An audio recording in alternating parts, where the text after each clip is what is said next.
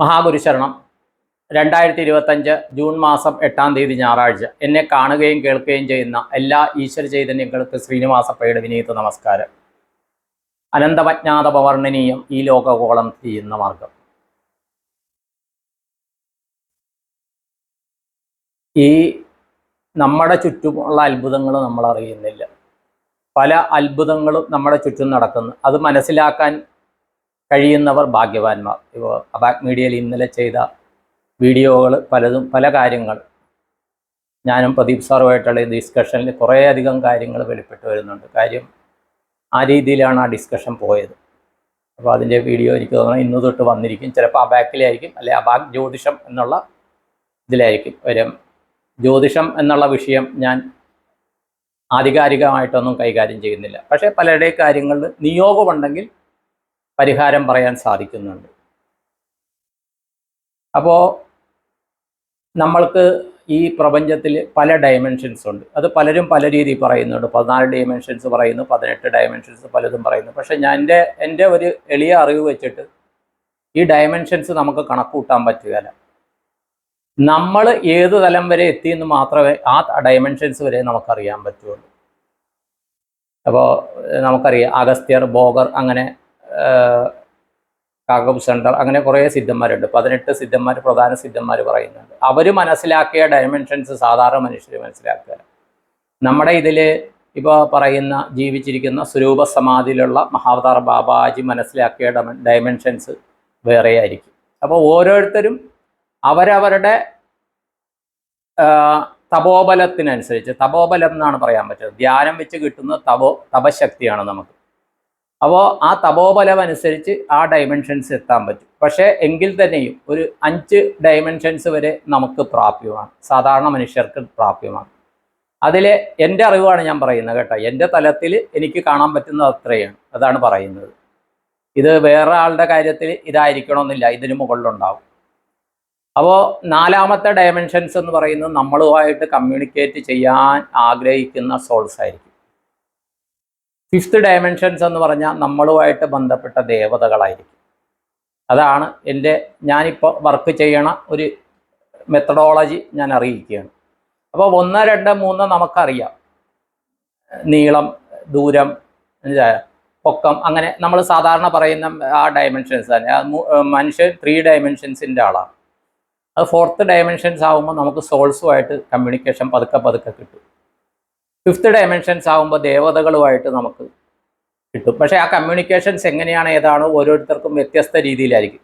ഇതെല്ലാവർക്കും കിട്ടുന്നുണ്ട്. എല്ലാവർക്കും ഈ 4th 5th കിട്ടുമെന്നാണ് എൻ്റെ അറിവ്. പക്ഷേ നമ്മൾ അതിൽ കോൺസെൻട്രേറ്റ് ചെയ്യാത്ത കൊണ്ട്, കാര്യം എന്താണെന്ന് വെച്ച് കഴിഞ്ഞാൽ ഇപ്പോൾ ക്ലാസ്സിൽ 40 പേരിരുന്ന് ഒരു ടീച്ചർ ക്ലാസ് എടുക്കുകയാണ്, അല്ലേ? ഈ 40 പേര് ക്ലാസ് എടുത്തിട്ട് ടീച്ചർ ടെസ്റ്റ് പേപ്പർ എഴുതുകയാണ്. ആ ക്ലാസ്സിൽ പഠിപ്പിച്ച കാര്യങ്ങൾ തന്നെ ടെസ്റ്റ് പേപ്പർ എഴുതുമ്പോൾ ആ 40 കുട്ടികളും എഴുതുന്നത് അവരുടെ എല്ലാവരും ആ ചിലപ്പോൾ 10 ചോദ്യങ്ങൾ ചോദിച്ചാൽ ഈ 10 ചോദ്യങ്ങൾക്കും ഉത്തരം ടീച്ചർ പറഞ്ഞത് തന്നെ കൃത്യമായിട്ട് എഴുതണമെന്നില്ല. അപൂർവം ചിലർ എഴുതിയേക്കാം, ചിലർ ഒന്നും എഴുതാണ്ടിരിക്കാം. ഇത് തന്നെയാണ് ഈ എനർജിയുടെ സാന്നിധ്യങ്ങളുടെ കാര്യങ്ങളിൽ നമുക്ക് വരുന്നത്. നമ്മുടെ തലം എന്താണ്, ആ തലം വെച്ചാണ് നമ്മൾ കാര്യങ്ങൾ മനസ്സിലാക്കുന്നത്. എൻ്റെ തലം വെച്ചാണ് ഞാൻ ഈ സംസാരിക്കുന്നത്. ഇപ്പോൾ എല്ലായിടത്തും ഏതിതിലും സോൾ പ്രസൻസ് അറിയാൻ പറ്റും. ഇപ്പോൾ പല വീടുകളിൽ പോകുമ്പോഴും, ഇപ്പോൾ കഴിഞ്ഞ ദിവസം പാലക്കാട് ഒരു വീട്ടിൽ പോയിരുന്നു. ആ പാലക്കാട് വീട്ടിൽ പോയപ്പോഴത്തേക്കും, പാലക്കാടാണ് ആ സ്ഥലം, ഞാൻ പറഞ്ഞില്ലായിരുന്നു. അപ്പോൾ അവിടുത്തെ ചേച്ചി, നന്ദൻ ചേട്ടൻ എന്നാണ് അവിടുത്തെ ചേട്ടൻ്റെ പേര്. അദ്ദേഹത്തിനെ കണ്ടു കഴിഞ്ഞാൽ നമ്മുടെ ഭാവഗായകൻ ശ്രീ ജയചന്ദ്രൻ സാറിൻ്റെ കട്ടാണ്. പെട്ടെന്ന് അദ്ദേഹമാണെന്ന് തോന്നുന്നു. കാര്യം ജയചന്ദ്രൻ സാറിനെ ഞാൻ ബാങ്കിൽ വെച്ച്, തൃശ്ശൂർ ബ്രാഞ്ചിൽ വെച്ച് നേരിട്ട് കണ്ടിട്ടുണ്ട്. അപ്പോൾ അദ്ദേഹത്തിൻ്റെ ഒരു ചെറിയ ഒരു സഹോദരനോ അല്ലെങ്കിൽ കസിൻ ബ്രദറോ എന്നുള്ള രീതിയിലാണ് ഇദ്ദേഹത്തെ കാണുന്നത്. പക്ഷേ അവർ തമ്മിൽ റിലേഷനൊന്നുമില്ല. പക്ഷേ ഒരാളെപ്പോലെ തന്നെ ഈ ഭൂമിയിൽ 7 പേര് കാണുമെന്ന് പറഞ്ഞ ആ സിദ്ധാന്തത്തിനനുസരിച്ച് അപ്പോൾ പലരും അങ്ങനെ പറയുന്നുണ്ടെന്ന്. ഇദ്ദേഹത്തിന് മ്യൂസിക്കിലൊക്കെ ഭയങ്കര ഇൻട്രസ്റ്റ് ഉണ്ട്. അപ്പോൾ അവരുടെ വീട്ടിൽ ഇങ്ങനെ തേങ്ങയൊക്കെ റെഡിയാക്കി വെച്ച് എനർജി കാണാൻ പോകണമെന്ന് പറഞ്ഞ്, ഇത് തേങ്ങ ഇല്ലാണ്ട് തന്നെ എനർജി മനസ്സിലാവും. ബാക്കിയുള്ളവരെ ബോധിപ്പിക്കാനാണ് തേങ്ങ ഉപയോഗിക്കുന്നത്. അപ്പോൾ അവിടെ ഒരു കൃഷ്ണൻ്റെ പ്രസൻസ് ഞാൻ പറഞ്ഞിരുന്നു. അപ്പോൾ ഇന്നലത്തെ സ്റ്റാറ്റസിൽ ഞാൻ ഇട്ടിട്ടുണ്ട് ആ കൃഷ്ണൻ്റെ ഫോട്ടോസ് ഇട്ടിട്ടുണ്ട്. കാര്യം കൃഷ്ണൻ തുറിച്ചു നോക്കുന്ന പോലെയാണ് ഇരിക്കുന്നത്. അപ്പോൾ അങ്ങനത്തെ ഒരു കൃഷ്ണ രൂപം ഇങ്ങനെ പുല്ലാങ്കുഴൽ പിടിച്ചുള്ളത്, ഓടക്കുഴൽ പിടിച്ചുള്ളത്, അങ്ങനത്തെ ഒരു രൂപം കണ്ടിട്ടേ ഇല്ല. കൃഷ്ണൻ എപ്പോഴും നമ്മളെ നോക്കുന്നതായിട്ടാണ് നമുക്ക് ഏത് ഇത് നോക്കിയാലും ഫീൽ ആവുന്നത്. പക്ഷേ പൂജാമുറിയിൽ ഗുരുവായൂരപ്പൻ്റെ അതേ രൂപം ഇത് ചെയ്തു വെച്ചിട്ടുണ്ട്. അപ്പോൾ അതിൽ കൃഷ്ണൻ നമ്മളെ നോക്കുന്നുണ്ട്. എല്ലാ ഫോട്ടോകളിലും ഇതുണ്ട്. അവിടെ മഹാവതാർ ബാബാജിയുടെ ഉണ്ട്, ഷിർദി സായി ബാബയുടെ ഉണ്ട്, സത്യസായി ബാബയുടെ ഉണ്ട്. വളരെയധികം ഫോട്ടോകളും ചെറിയ ചെറിയ ബിംബങ്ങൾ. എവിടെ പോയാലും ആ ചേച്ചി എന്തെങ്കിലുമൊക്കെ വാങ്ങിക്കും. അപ്പോൾ അതൊക്കെ അവിടെ ഇങ്ങനെ നിറച്ച് വെച്ചിട്ടുണ്ട്. പക്ഷേ ഈ കൃഷ്ണൻ മാത്രം തുറിച്ചു നോക്കുന്ന പോലെ ഒരു ഫീല് വന്ന് ഞാൻ പറയുകയും ചെയ്തു, ഈ കൃഷ്ണൻ എന്താ ഇങ്ങനെ തുറിച്ചു നോക്കണ പോലെ ഇരിക്കണമെന്ന് പറഞ്ഞിട്ട് അവിടെ വിളക്ക് കത്തിക്കാൻ പറഞ്ഞു. അത് പൂജാമുറിയല്ല, ഒരിടത്ത് ഇരിക്കണതാണ്. വിളക്ക് കത്തിച്ച് കഴിഞ്ഞിട്ട് രസം എന്താണെന്ന് വെച്ച് കഴിഞ്ഞാൽ ആ വിളക്ക് കത്തിച്ച അന്നത്തെ ഫോട്ടോ എനിക്ക് അയച്ചു തന്നു ചേച്ചി. അത് ഞങ്ങൾ പോയ ദിവസമായിരുന്നു. എനിക്ക് തോന്നുന്നത് ഞങ്ങൾ തിരുവണ്ണാമലയിൽ നിന്ന് വരുമ്പോഴത്തേക്കാണ് അവിടെ കയറിയത് ആ വീട്ടിൽ.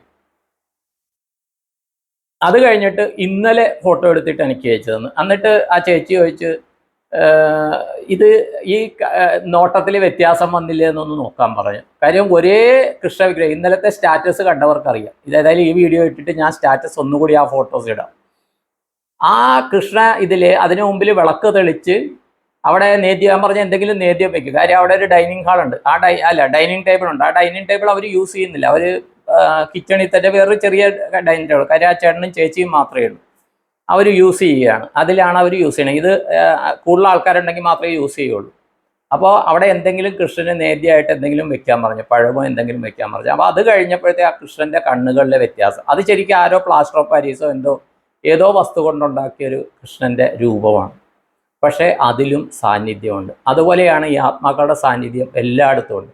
പക്ഷേ നമ്മളുമായിട്ട് ബന്ധപ്പെട്ട ആത്മാക്കൾ നമ്മളുമായിട്ട് കമ്മ്യൂണിക്കേറ്റ് ചെയ്യും, അല്ലാണ്ട് നമുക്ക് കമ്മ്യൂണിക്കേറ്റ് ചെയ്യാം. അങ്ങനെ ശ്രമിച്ചതാണ് ഇന്നലെ സ്റ്റുഡിയോയിൽ വെച്ച് ഞാൻ ആ പ്രസൻസ് നോക്കിയത്. അപ്പോൾ പലരും ആ വീഡിയോ കണ്ടിട്ട് എനിക്ക് മെസ്സേജ് അയക്കുകയും വിളിക്കുകയും ചെയ്തു, സാറേ എന്ത് പറ്റിയെന്ന്. കാര്യം എന്താണെന്ന് വെച്ച് കഴിഞ്ഞാൽ ഒരു ആത്മാവും നെഗറ്റീവല്ല. ദയവ് ചെയ്ത് മനസ്സിലാക്കുക, ഒരു ആത്മാവും നെഗറ്റീവല്ല. പക്ഷേ കമ്മ്യൂണിക്കേഷൻ ചെയ്യുമ്പോഴത്തേക്കും നമ്മൾ എങ്ങനെ അപ്രോച്ച് ചെയ്യുന്നു എന്നനുസരിച്ചിരിക്കും അവർ റിയാക്ട് ചെയ്യുന്നത്. ഒരുപക്ഷെ അത് ഞാൻ ഇന്ന് ആ വീഡിയോയിലും പറഞ്ഞിട്ടുണ്ട്. കാര്യം ഒരു സുഖസുഷുപ്തിയോടെ അവിടെ ഇരിക്കുന്ന ആ പ്രസൻസിനെ നമ്മൾ അതിൻ്റെ പ്രസൻസ് ഫീൽ ചെയ്യുന്നു എന്ന് പറയുമ്പോൾ അത് നമ്മളിലേക്ക് അട്രാക്റ്റ് ചെയ്യപ്പെടും. ഇപ്പോൾ നമ്മുടെ അച്ഛനമ്മമാർ അല്ലെങ്കിൽ നമ്മുടെ കുട്ടികൾ, അവർക്ക് നമ്മളോട് ഭയങ്കര സ്നേഹമാണ്. പക്ഷെ അവർ ഭയങ്കര സുഖമായിട്ട് ഉറങ്ങുകയാണ്, അല്ലെങ്കിൽ നല്ലൊരു സിനിമ കണ്ടുകൊണ്ടിരിക്കുക. നമ്മൾ തട്ടി വിളിച്ചു കഴിഞ്ഞാൽ എങ്ങനെ ഇരിക്കും? ഇഷ്ടപ്പെടുകയില്ല. ഇത് തന്നെയാണ് സോൾസിൻ്റെ കാര്യത്തിലും സംഭവിക്കുന്നതായിട്ടാണ് എൻ്റെ അറിവ്. അപ്പോൾ അങ്ങനെ വരുമ്പോഴത്തേക്കും അവർ ആ ഒരു ഇത് അവർക്ക് ഇഷ്ടമില്ലാണ്ട് ആ ഇത് ചെയ്തതിൻ്റെ പിന്നെ അവർ ഹൈഡ് ആൻഡ് സീക്കാണ്, ഒളിച്ചിരിക്കുകയാണ്. അത് അറിയുന്നവർ വളരെ കുറച്ച് ആൾക്കാരെ അറിയുള്ളൂ. പിന്നെ പലരും ചോദിച്ചാൽ അവിടെ നെഗറ്റീവ് സോളാണോ എന്ന് ചോദിച്ചാൽ അവിടെ ഒരു കാരണവശാലും നെഗറ്റീവ് സോൾ വരികയില്ല. അപ്പോൾ അഗ്നിയിൽ കാര്യം തസ്മൈ ഗുരുജിയുടെ ഓഫീസായിരുന്നു അത്. അദ്ദേഹം എത്രയോ വർഷം മെഡിറ്റേഷൻ ചെയ്ത സ്ഥലമാണത്. അവിടെ വരുന്നവർ മിക്കവരും ആത്മീയമായിട്ട് മെഡിറ്റേഷൻ ചെയ്യുന്നവരും സാധകന്മാരുമാണ്.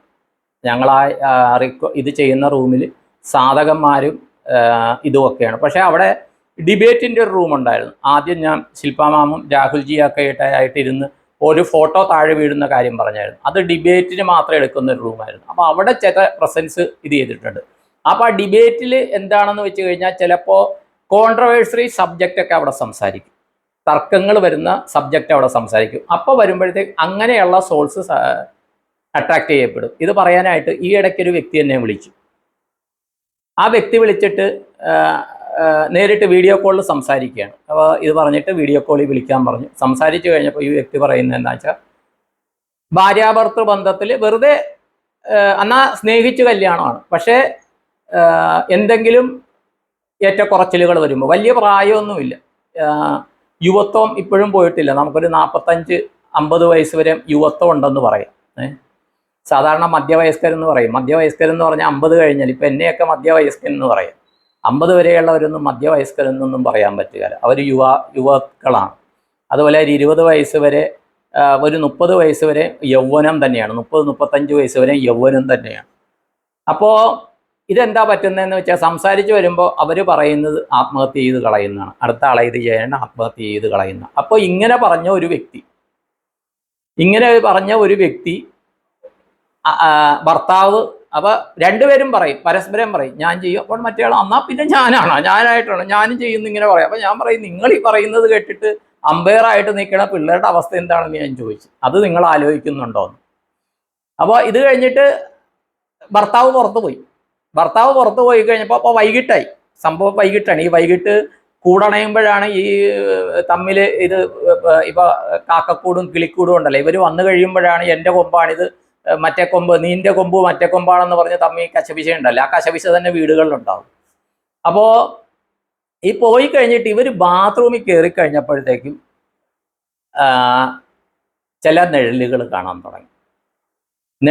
കാണാൻ തുടങ്ങി. അങ്ങനെ ഇങ്ങനെ ഇവർക്ക് പേടി. അപ്പോൾ ഇവരുടെ മുഖത്ത് തന്നെ പേടി വരുന്നു. അപ്പം ഞാൻ ചോദിച്ചു ഹിറ്റ്ലർ സിനിമ കണ്ടിട്ടുണ്ടോ എന്ന് ചോദിച്ചു. അപ്പോൾ ഹിറ്റ്ലർ സിനിമ കണ്ടിട്ടുണ്ട്, മമ്മൂക്കയുടെ സിനിമയാണ്. അപ്പോൾ ഹിറ്റ്ലർ സിനിമ, മമ്മൂക്കയ്ക്ക് 5 സഹോദരിമാരാണ്. കാര്യം ഇവരിത് സംസാരിക്കുമ്പോൾ ഇവർ ആ ഇമോഷനിലേക്ക് പോയി. ആ സാഹചര്യത്തിൻ്റെ ഇമോഷനിലേക്ക് പോകുമ്പോൾ ഓട്ടോമാറ്റിക്കായിട്ട് ആ എനർജി അവിടെ പ്രസൻസ് ആകാനുള്ള ചാൻസസ് ഉണ്ട്. അതുകൊണ്ടാണ് ഞാൻ ആ സമയത്ത് ആ ഒരു ഇമോഷൻ ചേഞ്ച് ചെയ്യാനായിട്ടാണ് ഞാൻ ചോദിച്ചത്. അവരുടെ ആ മൈൻഡ് സെറ്റ്. കാര്യം 100-150 കിലോമീറ്റർ ദൂരെ നിന്നിട്ടാണ് ഈ വീഡിയോ കോൾ ചെയ്യണത്.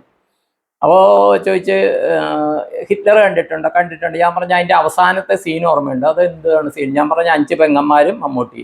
എന്നിട്ട് 5 പെങ്ങന്മാർ തമ്മിൽ എന്തോ ഇത് വന്നിട്ട് ഞങ്ങൾ ഇറങ്ങിപ്പോകും, ഇത് ചേട്ടന് ഇത് ചെയ്ത് ഇറങ്ങിപ്പോകും എന്ന് പറയുമ്പോൾ ഒരു മദ്യപൻ ഗേറ്റിംഗ വന്നിട്ട് ചോദിക്കും, അപ്പം ഞാനിവിടെ തയ്യാറാണ്, ആരാണ് വരുന്നതെന്ന്, നിങ്ങൾ വരുന്ന ഞാൻ പോകണമെന്ന് പറഞ്ഞൊരു ഡയലോഗുണ്ട്. ഒരു സിനിമയുടെ അവസാനമാണെന്ന് തോന്നണം ആ സിനിമ. എന്നിട്ട് അയാളെ മമ്മൂട്ടി ഓടിക്കുകയാണ്. അങ്ങനെയാണ് എൻ്റെ ഓർമ്മ.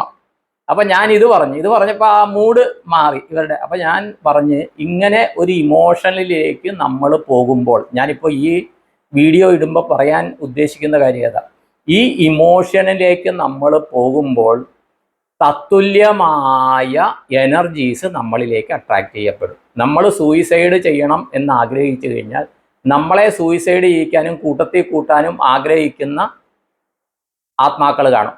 അപ്പം അവർക്ക് കൂട്ട് വേണം. കാര്യം അവർ ഇതുപോലെ സൂയിസൈഡ് ചെയ്ത് ആ ഒരു സൂയിസൈഡ് ചെയ്യുക എന്ന് പറഞ്ഞാൽ പുണ്യമില്ലാത്ത ഒരവസ്ഥയാണ്, ഭയങ്കര കാർമിക്കാണ്. അപ്പോൾ കൂട്ടത്തിൽ ആരെങ്കിലും കൂട്ടണം. ഇപ്പോൾ നമ്മൾ പോകുമ്പോഴെല്ലാം ഒറ്റയ്ക്ക് എവിടെയെങ്കിലും പോകണം, രാത്രിയൊക്കെ പോകുമ്പോഴത്തേക്ക് കൂട്ടുകാരനെ വാടാ ഞാനൊരു മിഠായി വാങ്ങിച്ചാലേ എന്നതെന്ന് പറഞ്ഞ് വിളിക്കണതിൻ്റെ കാര്യം എന്ന് പറഞ്ഞാൽ ഒറ്റയ്ക്ക് പോകാൻ പേടിയായിട്ടാണ്. അപ്പോൾ അങ്ങനത്തെ ഒരവസ്ഥയിൽ ഇവർ ഇത് ചെയ്യും. അപ്പോൾ എപ്പോഴും നമ്മുടെ ചിന്തകൾ, അതുകൊണ്ടാണ് ഞാൻ പറയുന്നത് എപ്പോഴും നമ്മുടെ ആവശ്യങ്ങളെക്കുറിച്ച് ചിന്തിക്കുക. നമ്മുടെ പ്രശ്നങ്ങളെക്കുറിച്ച് ചിന്തിക്കുമ്പോൾ പറ്റുന്നത് എന്താണെന്ന് വെച്ചാൽ ആ പ്രശ്നങ്ങൾ ഉണ്ടാകാനുള്ള കാരണങ്ങൾ, അതുമായിട്ട് ബന്ധപ്പെട്ട എനർജീസ്, ആ എനർജീസ് പിന്നെയും നമ്മളിലേക്ക് അട്രാക്ട് ചെയ്യപ്പെടുകയാണ്. ഇപ്പോൾ അബാക്കിൽ ഇന്നലെ സംസാരിച്ചൊരു സബ്ജക്റ്റ് ലോട്ടറിയാണ്. അപ്പോൾ അതിനെക്കുറിച്ച് എനിക്ക് പറയണമെന്ന് തോന്നി. അപ്പോൾ ഈ ലോട്ടറിയുടെ കാര്യം വരുമ്പോൾ കുറച്ച് മിനിമം ഒരു 10 പേര് എന്നെ കോണ്ടാക്ട് ചെയ്യാറുണ്ട്, ലോട്ടറി ഫസ്റ്റ് പ്രൈസ് അടിക്കണമെന്ന് പറയാം, പ്രത്യേകിച്ച് ബെമ്പർ ലോട്ടറിയുടെ കാര്യത്തിൽ.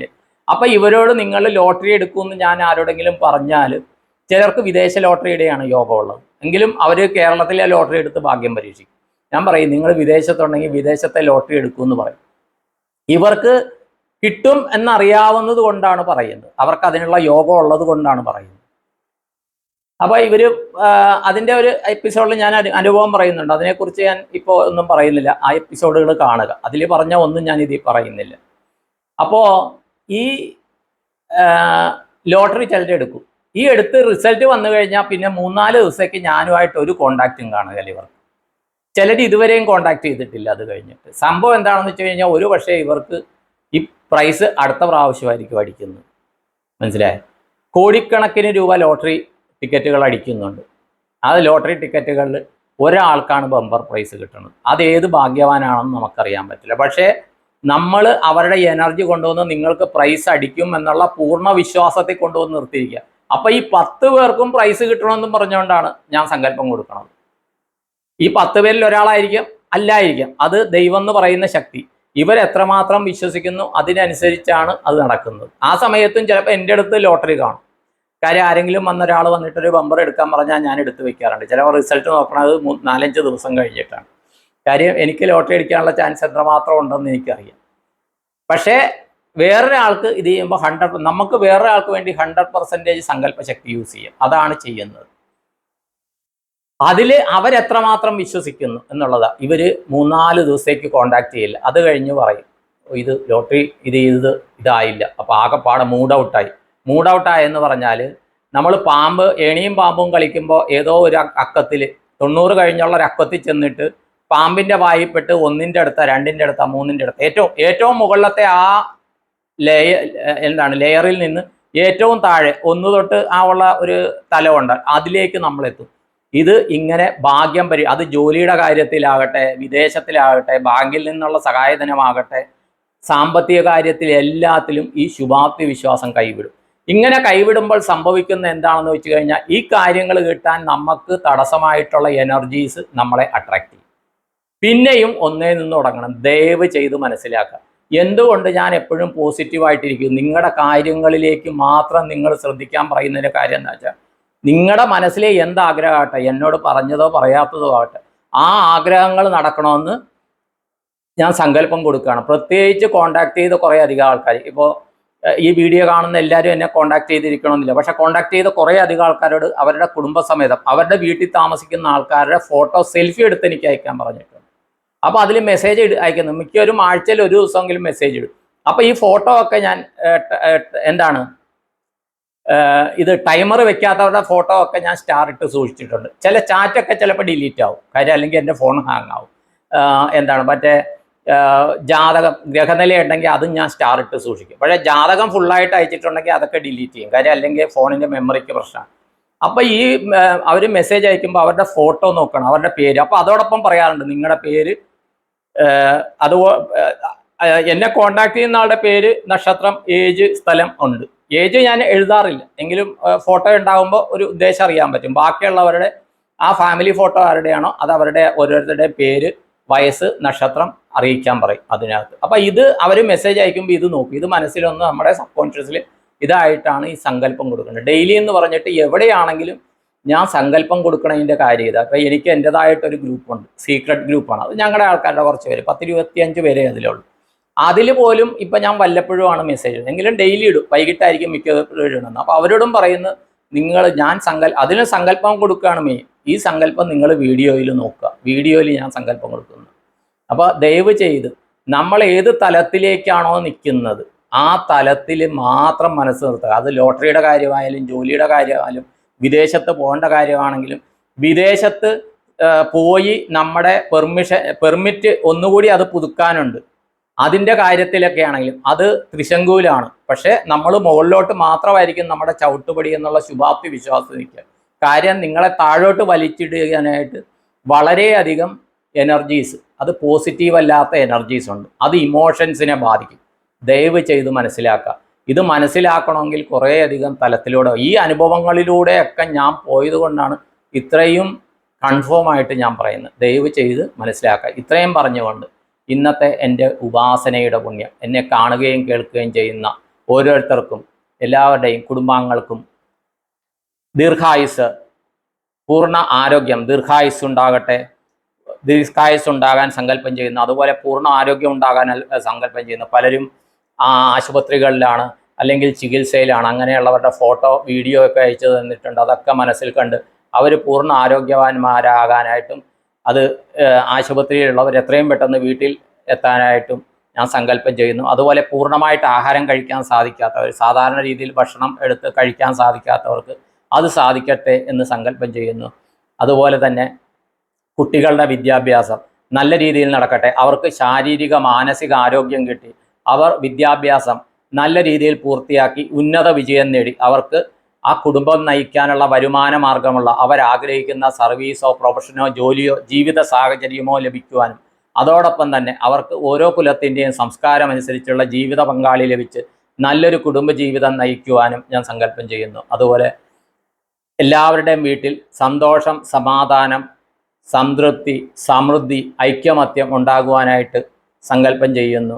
ഓരോരുത്തരുടെയും ജീവിതത്തിൽ, അത് വീട്ടിലാകട്ടെ, ജോലിസ്ഥലത്താകട്ടെ, ബിസിനസ് ചെയ്യുന്നിടത്താകട്ടെ, യാത്രകളിലാകട്ടെ, കുട്ടികൾ ചെയ്യുന്ന യാത്രകളിലാകട്ടെ, കുട്ടികളുടെ പഠന കേന്ദ്രങ്ങളിലാകട്ടെ, കുട്ടികൾ പഠനാവശ്യത്തിന് താമസിക്കുന്നിടത്താകട്ടെ, എല്ലായിടത്തും പൂർണ്ണ സുരക്ഷിതത്വം ഉണ്ടാകാനുവാനായിട്ട് സങ്കല്പം ചെയ്യുന്നു. അതുപോലെ എല്ലാവരുടെയും ഓരോരുത്തരും ചെയ്യുന്ന ബിസിനസ് ആകട്ടെ, ജോലിയാകട്ടെ, അല്ലെങ്കിൽ എന്തെങ്കിലും ചെറുകിട ഇതാകട്ടെ, അതിലെല്ലാം നല്ല വരുമാനം കിട്ടുവാനായിട്ട് സങ്കല്പം ചെയ്യുന്നു. എല്ലാവരുടെയും മനസ്സുകൊണ്ടും വാക്കുകൊണ്ടും പ്രവൃത്തി കൊണ്ടും പോസിറ്റീവായ തലത്തിലേക്ക് നിൽക്കാനും പോസിറ്റീവായ ചിന്തകളുടെ എനർജികൾ മാത്രം നമ്മളിലേക്ക് ഈ വീഡിയോ കാണുന്ന ഓരോരുത്തരിലും അട്രാക്റ്റ് ചെയ്യപ്പെടുവാനും അവരുടെ ജീവിതം സദാ സർവദാ സർവത്ര മനസ്സുകൊണ്ടും വാക്കുകൊണ്ടും പ്രവൃത്തി കൊണ്ടും ആവശ്യമുള്ള കാര്യങ്ങൾ മാത്രം പ്രവർത്തിക്കുവാനും ചിന്തിക്കുവാനും പറയുവാനും അതിനനുസരിച്ച് നൂറുമേനി പ്രതിഫലത്തോടെ നമ്മൾ ആരാധിക്കുന്ന 33 കോടി ദേവതകൾ, ത്രിമൂർത്തികൾ, പരാശക്തി പരമാത്മ ചൈതന്യങ്ങളിൽ നിന്ന് അനുഗ്രഹമായി, സമ്പത്തായി, സമൃദ്ധിയായി, ഐക്യമത്യമായി, സമാധാനമായി, ആരോഗ്യമായി, ദീർഘായുസ്സായി ലഭിക്കട്ടെ എന്ന് എൻ്റെ ഗുരുപരമ്പരകളോടും ഉപാസനാമൂർത്തികളോടും മാധ്യമമായി വെച്ച്, അതുപോലെ ഇപ്പോൾ നമ്മുടെ ഈ വീഡിയോ കാണുന്ന പലരെയും കണക്ട് ചെയ്യുന്ന ആ ശിവസ്വരൂപ യോഗീശ്വരനെയും മാധ്യമമായി വയ്ച്ച് പരമാത്മ പരാശക്തികളെ പ്രാർത്ഥിച്ചുകൊണ്ട് 33 കോടി ദേവതകളെ പ്രാർത്ഥിച്ചുകൊണ്ട് എൻ്റെ ഗുരുപരമ്പരകളെ ഉപാസനാമൂർത്തികളെ പ്രാർത്ഥിച്ചുകൊണ്ട് സങ്കല്പം ചെയ്യുന്നു. എല്ലാവർക്കും നന്ദി, നമസ്കാരം. All the best all. Thank you all. നിങ്ങളുടെ സ്വന്തം ശ്രീനിവാസ പൈ.